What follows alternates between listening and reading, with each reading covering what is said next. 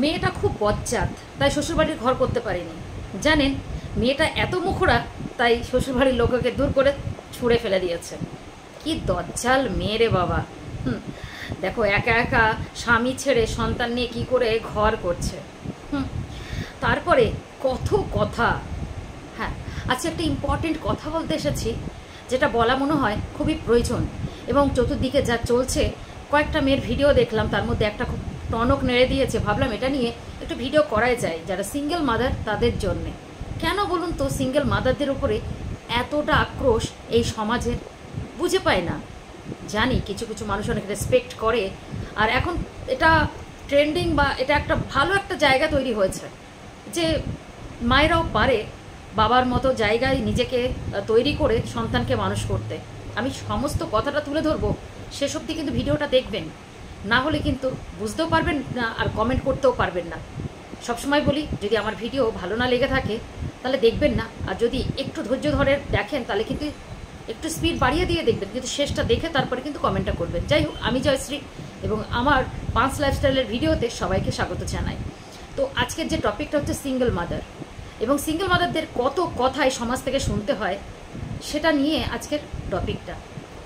একটা মেয়ের কত বড় স্পর্ধা হলে সে শ্বশুরবাড়ির ঘর না করে একা একা ঢ্যাং ঢ্যাং করে, তাও আবার মা, হ্যাঁ হ্যাঁ, কী করে পারে এগুলো সামলাতে?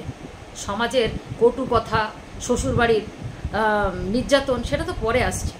আচ্ছা, আপনাদের ভাষায় এটা কেন আসে যে মেয়েটার ভীষণ দজ্জাল ছিল, তাই সে শ্বশুরবাড়ি ঘর করতে পারেনি?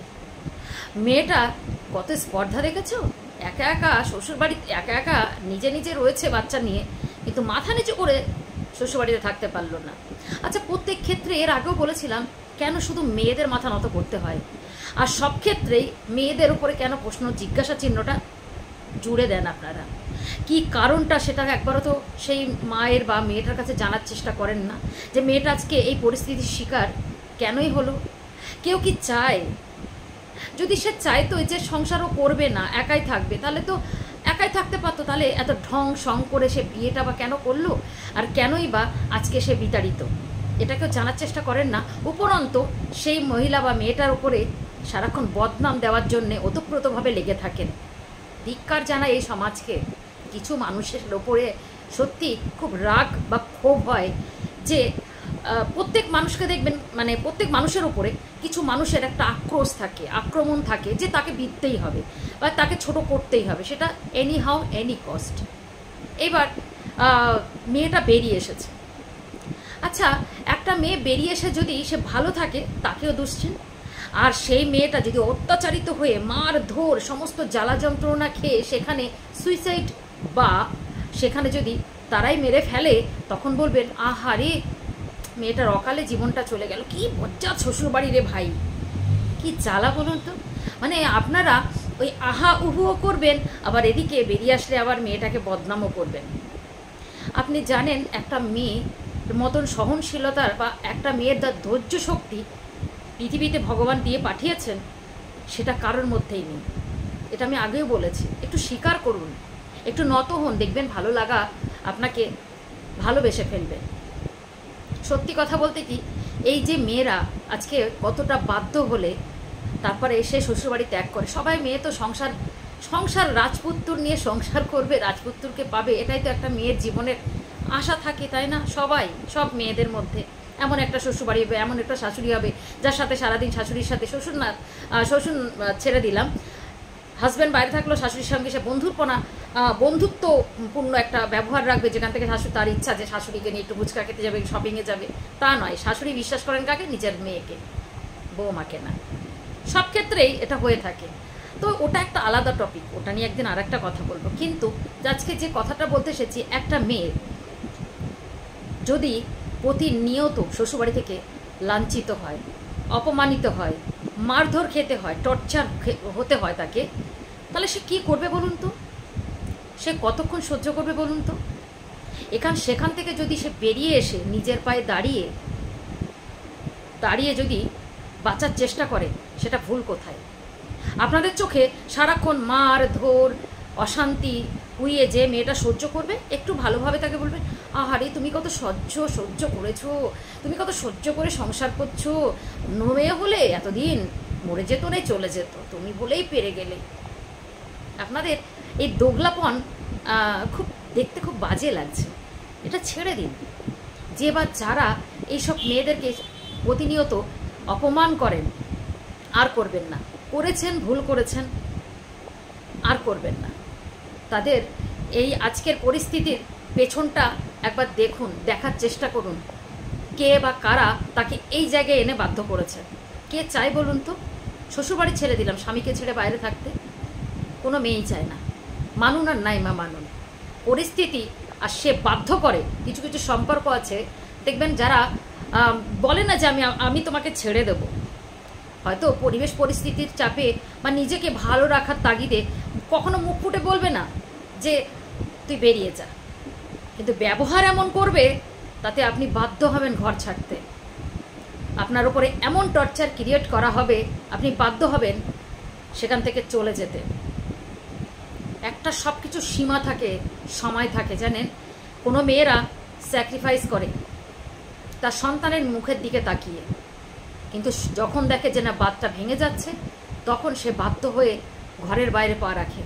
না হলে এই সমাজের ঠেলা খাওয়ার ইচ্ছা আর এই অপমান, মানে এই গঞ্জনা, মানে যে অপমানিত তাকে বিতাড়িত হতে হয় সমাজ থেকে, সেটা কখনো কেউ যেতে চায় না। বুঝতে পেরেছেন? তাই দয়া করে যে বা যারা এইভাবে এই ডিভোর্সি মেয়েদের সারাক্ষণ উল্টোপাল্টা কথা শোনাবেন না। কারণ হচ্ছে একটাই, আপনি সেই পরিস্থিতিতে ছিলেন না, সে ছিল, তাই সে জানে। তাই তার সব কিছু মেনে নিয়ে সংসার করাটাকে যেমন বাহবা করার কোনো দরকার নেই, আর তেমনি কেউ চলে গিয়ে যদি আলাদা করে ভালো থাকার চেষ্টা করে, বেঁচে থাকার চেষ্টা করে, সেটাকেও নজর দেবেন না। সবার অধিকার আছে ভালোভাবে বাঁচার, তাই মরে যাওয়ার আগে বাঁচার আশায় যদি কেউ বেরিয়ে যায়, আমার মনে হয় তাকে আপনাদের সম্মান করা উচিত। বুঝতে পেরেছেন? কারোর ইচ্ছা থাকে না। আজকে ডেটে দাঁড়িয়ে একটা সংসার চালাতে মানুষের হাড়হিম অবস্থা হয়ে যায়, স্বামী স্ত্রী দুজনে মিলেই। সেখান থেকে দাঁড়িয়ে একটা মেয়ে কতটা কষ্ট পেলে সেই ঘর ছাড়তে বাধ্য হয়, একা চালিয়ে নেবো, না খেয়ে মরে যাব, কিন্তু এই সংসারে আর থাকবো না, এমন একটা পরিস্থিতি তৈরি করে। আজকে যেটা সিচুয়েশন দেখছেন তো, চতুর্দিকে যা চলছে, এখন যদি মেয়েরা কোনো হাতে অস্ত্র তুলে নেয়, তখন হয়ে যাবে মেয়েরা খারাপ। কিন্তু তার আগে তো মেয়েরা প্রতিবাদ করেই যাচ্ছে, বাঁচান বাঁচান বাঁচান, আমাদের বাঁচতে দিন বাঁচতে দিন বাঁচতে দিন, কিন্তু সেই আওয়াজটা কেউ শুনতে পায় না। যখনই সে কিছু খারাপ কাজ বা স্টেপ নিয়ে নেবে, তখন বলবে মেয়েটা খারাপ, মেয়েটা এটা ছিল সেটা করেছিল, কি দরকার ছিল বাবা, আর একটু ধৈর্য ধরতে পারতো, আর একটু সহ্য করতে পারতো। সত্যি কথা বলবো, সমাজের কিছু কুলঙ্গার আছে, কিছু মানুষ আছে যারা এগুলো প্রতিনিয়ত চালিয়ে যাচ্ছে। মানুষকে ভালো থাকতে দেব না, বুঝতে পেরেছেন? আর সেই তালে কিছু মানুষও তাল মিলিয়ে চলছে, এটা চলবেন না। বরঞ্চ যারা সব কিছুর বাধা পেরিয়ে কষ্ট করে সংসার করছে বা একা থাকার চেষ্টা করছে, এই মেয়েদেরকে স্যালুট জানান এবং তাদেরকে একটু সাপোর্ট করুন, পাশে থাকুন। দেখবেন তারা সাহস পাবে, তাদেরকে আরও দুর্বল করে দেবেন না। কারণ তাদের ওপরে একটা সন্তান মুখ তুলে দাঁড়িয়ে রয়েছে, সন্তানকে তাদের মানুষ করতে হবে। তাই এত পরিশ্রমের মধ্যে যদি আপনাদের একটু সাপোর্ট পায়, মনে হয় সে আরও সাহস পাবে এবং বেঁচে থাকার উৎসটা খুঁজে পাবে। যদি কোনো অন্যায় করে থাকি, আমি ক্যামেরার সামনে যদি এরকম কোনো মানুষকে আমি কষ্ট দিয়ে থাকি, আমি ক্ষমা চাইছি, আমাকে ক্ষমা করে দেবে। না বুঝে তো মানুষ অনেক ভুল করে। আজকের ডেটে দাঁড়িয়ে ভাবি, সত্যি কথা বলতে কি, এই অসুরদের থেকে, কিছু কিছু অসুর আছে, অসুরদের থেকে বেরিয়ে গিয়ে নিজের মতো বাঁচা ভালো। অপমান আর গঞ্জন আর অশান্তিতে না ভুগে বাঁচার জন্যে না খেয়ে বেঁচে থাকার আনন্দটা অনেকটাই বেশি। যে বা যারা এই রাস্তায় আছে তাদেরকে আমি মানে রেসপেক্ট জানাচ্ছি, কুর্নিশ জানাচ্ছি। ভালো থাকবেন।